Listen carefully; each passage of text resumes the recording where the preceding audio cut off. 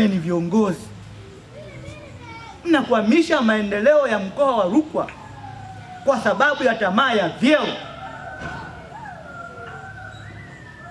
Mikoa mingine wanataka majimbo yawe mengi ili mzunguko wa fedha uwe mkubwa.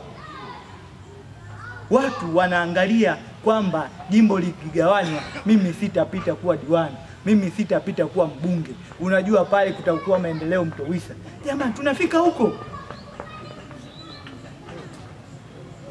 Na niwaambie na nitume salamu, kama wanafikiri watatumia mbinu za kuhakikisha jimbo hili haligawanyiki, tutawataja hadharani kwamba nyinyi mlikuwa mnapinga maendeleo ya mkoa wa Rukwa.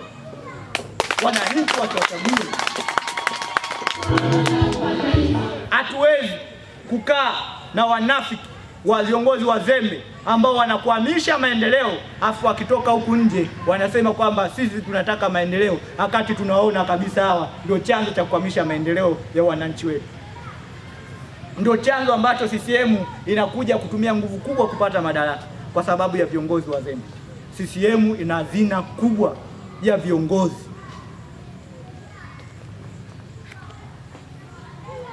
Kwa hiyo niombe kitu kimoja, mshikamano kwa watu wa Mtowisa.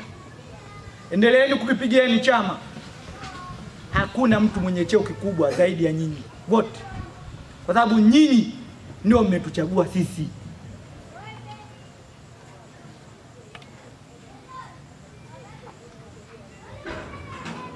Nyinyi ndio mna uwezo wa kutupa dhamana kuendelea kuwa viongozi. Isitokee mtu akatugawanya sisi kwa misingi ya kutaka madaraka, kwa misingi ya kuwashindisha na kuwaonyesha nyinyi. Chama cha Mapinduzi kina utamaduni wetu. Kina utamaduni wa kusikiliza wanachama, kina utamaduni wa kuheshimu wazee, kina utamaduni wa kuheshimu wanawake, kina utamaduni wa kuwasikiliza vijana.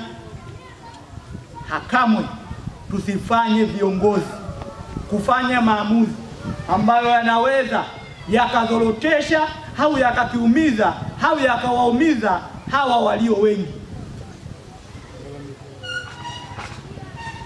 Na msikubali mchaguliwe viongozi na watu kutoka kata nyingine. Na niombe watumishi wa umma, msiwachagulie watu wa Mtowisa kiongozi wanayemtaka. Mtumie vyeo vyenu kuchagua kiongozi anayemtaka, kwa sababu shida mnazijua nyinyi na familia zenu. Nyinyi ndio mnaijua kwenye njaa, kwenye kimvuli mtakula na nani, mtasaidia na nani, na kwenye misiba mtakuwa na nani. Mtu anapewa hela anakuja kwa vuruga nini? Sasa wanasema eti kanuni. Sisi ndio kanuni. Sisi ndio tumezaliwa kwenye kanuni. Tunazijua kanuni kweli kweli na katiba za chama. Kwa hiyo niwaambie na wasifikiri